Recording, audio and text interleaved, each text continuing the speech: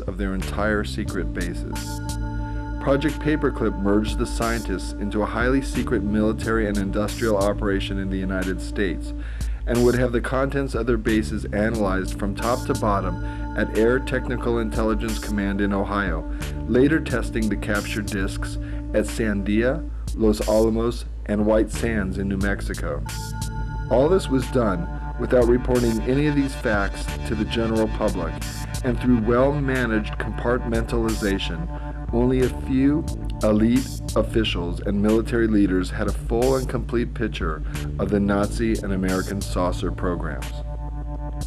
The true nature and disposition of the Aldebarans is also highly suspect, as it seems sharing this superior technology with such a regressive leadership as the Nazis may have been as irresponsible as giving a bad-tempered 2-year-old a loaded submachine gun.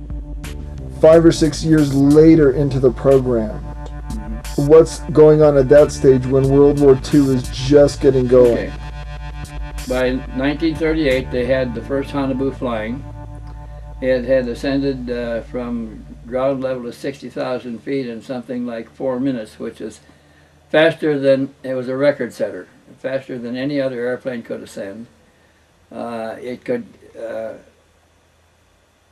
by now the Germans had learned that when it was weightless, it was everything was supported in a force field, and the force field acted on everything within the force field simultaneously, so it could make sharp angle turns with no inertial forces being felt aboard the craft. They also discovered early on that because of the force field, when they were trying to wash one time, the water wouldn't hit it, the metal wouldn't wet when it was under power. So they tried to test it in a big freshwater lake in Austria, and they took it into the lake and underwater and back out again, and it flew underwater just as handily and conveniently as it did in the air. And because the water didn't wet the surface, there was no drag, and it moved faster underwater than anything else we knew.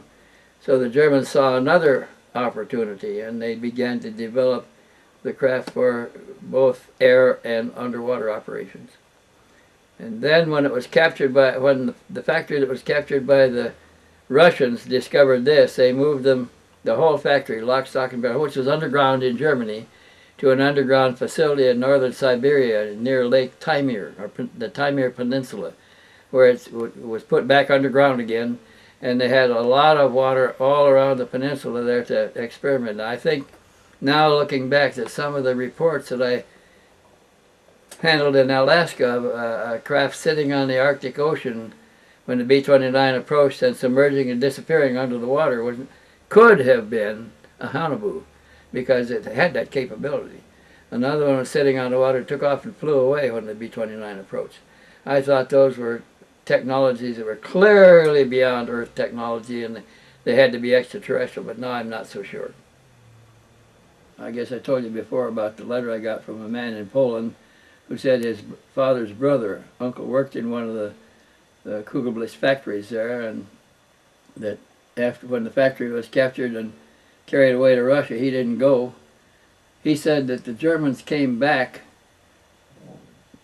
a year later and offered, took a report in the newspapers, published a report they were going to pay bonuses to all the old factory workers, and invited them to a factory picnic in the woods.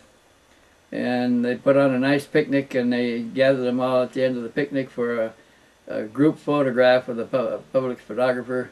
And when they got them all in a group, they started machine gunning them and throwing them into a pit there. And they killed every one. And the father's brother was glad that he was in the hospital or something, and he couldn't go to get his bonus. He was glad he didn't go to get it because nobody else got any money either. And the same guy told me that his brother found out later that the Germans actually had several Hanabus operational. I think he said they had 9 operational or usable at the time of one of the carpet bombing raids, which I think was on Schweinfurt.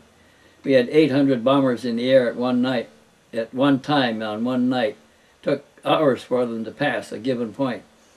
And the Germans launched 6 Hanabus against the carpet bombers, and they brought down 1/4 of the fleet.